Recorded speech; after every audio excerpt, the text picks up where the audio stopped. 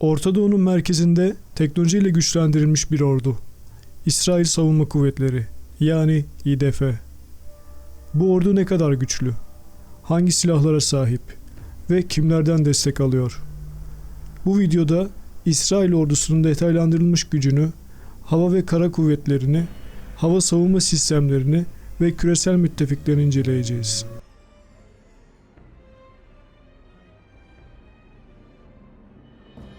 Ordunun yapısı ve personel gücü.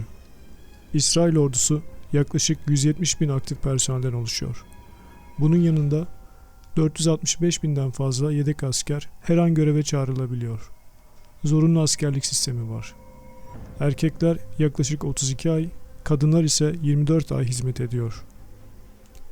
Ordunun bu kadar hızlı mobilize olabilmesi, İsrail'in en önemli askeri avantajlarından biridir. İDF küçük nüfusa rağmen çok hızlı bir şekilde yüz binlerce askeri cepheye sürebilecek kapasiteye sahip. Bu da bölgedeki caydırıcılığın temelini oluşturuyor. Kara kuvvetleri ve tank gücü. Kara kuvvetlerinin bel kemiği Merkava ana muharebe tanklarıdır. Yaklaşık 2200 tank envanterde bulunuyor. Merkava 4 serisi dünyanın en korumalı tanklarından biridir. Nemer ve Eaton zırhlı personel taşıyıcıları piyade birliklerine üst düzey koruma sağlıyor. Topçu gücü de oldukça yüksek. 1200'den fazla kundağı motorlu top, çok namlulu roket atar ve obüs sistemi mevcut.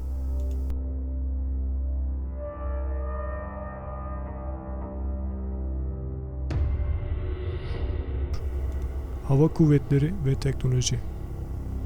İsrail Hava Kuvvetleri bölgenin en güçlü hava filolarından birine sahip. 45 adet 5. nesil F-35 savaş uçağına sahip. Yeni siparişlerle birlikte bu sayı 75'e çıkacak. F-15 Strike Eagle ve F-16 savaş uçakları toplamda 265 adettir. Hiron, Hermes 900 ve 450 serisi insansız hava araçları aktif operasyonlarında yoğun olarak kullanılmakta. Lojistik ve hava yakıt ikmal kabiliyetleri yüksek.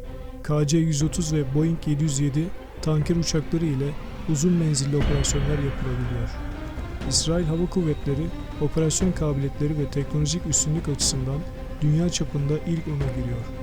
Hedefe nokta atış yapan mühimmat ve yoğun drone kullanımı ordu başarısında kilit rol oynuyor. Hava savunma sistemi. İsrail, katmanlı hava savunma ağı ilerliyor. Iron Dome, kısa menzilli roket ve havan mermilerini %90'dan fazla başarıyla vuruyor. David Sling, orta menzilli füzelere karşı savunma sağlıyor. Arrow 2 ve 3, uzun menzilli balistik füzelere karşı stratejik koruma sağlıyor. Yeni geliştirilen lazer tabanlı Iron Beam sistemi yakın gelecekte devreye alınacak. Dünyada az sayıda ülke İsrail kadar etkili bir hava savunma ağına sahip. Bu sistemler sayesinde ülkenin stratejik bölgeleri sürekli koruma altında. Dış destek ve müttefikler. İsrail'in en büyük askeri destekçisi Amerika Birleşik Devletleri'dir. Yıllık 3,8 milyar dolar askeri yardım sağlanıyor. 2019-2028 arası toplam 38 milyar dolarlık yardım anlaşması yürürlükte. ABD, İsrail'de acil durum mühimmatı depoları bulunduruyor. Silah tedarikçiler arasında Almanya, İngiltere, Fransa ve Hindistan bulunuyor. İsrail ayrıca kendi savunma sanayisi sayesinde birçok silahı ihraç ediyor. ABD ile olan stratejik işbirliği, İsrail ordusunun sürekli olarak modern kalmasını sağlıyor. Özellikle F-35 gibi ileri teknolojiler bu ilişkinin en görünür sonuçlarıdır. Stratejik üstünlük ve askeri ekonomi. İsrail'in yıllık askeri bütçesi 20 milyar doların üzerinde. Savunma sanayisi, dronlar, siber güvenlik, uydu teknolojileri, füze sistemleri dünya liderlerinden biridir. Bölgedeki askeri üstünlüğü korumak için sürekli modernizasyonlar yapılıyor. Küçük bir ülke olmasına rağmen İsrail, teknoloji ve inovasyonu kullanarak askeri açıdan bölgesine açık ara bir üstün aktör durumunda. İsrail ordusu, zorunlu askerlik sistemi, yüksek teknoloji, Amerika desteği ve etkili savunma ağı sayesinde bölgesinde büyük bir güç konumunda.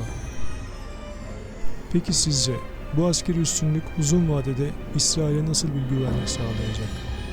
Yorum ve görüşlerinizi lütfen aşağıya belirtiniz. Bu videoyu beğenmeyi ve kanalıma abone olmayı unutmayınız. İzlediğiniz için teşekkürler.